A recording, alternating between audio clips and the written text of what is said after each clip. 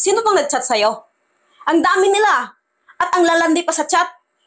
Alam ng cellphone, hindi sa kanya eh. Gusto mo pabayaan ka? At hahayaan ka sa makakating babae mo? Hindi ko babae ang mga yan. Hindi babae? Kung hindi mo sila babae, bakit lahat sila nag-I love you sa'yo? Pwede naman mag-I love you kahit kaibigan ah. Okay, magaling ka ha. Ano tong chinat sa'yo? Na-miss ko yung dinilaan mo ko. Paano mo ipaliwanag yan? Kala mo makakalusot ka ha? Maniwala ka sa akin. Inaway ko kasi sila. Inaway?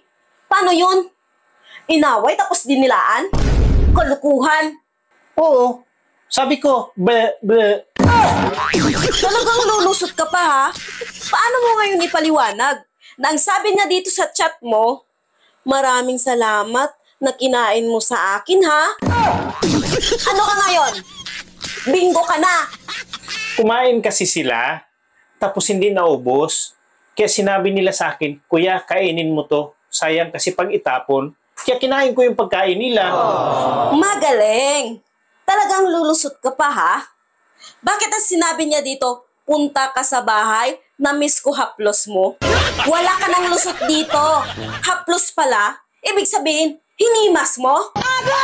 Alam mo naman na manghihilot ako eh. Nagpapahilot kasi siya sa akin. Kaya yun yung ibig sabihin niya na haplos.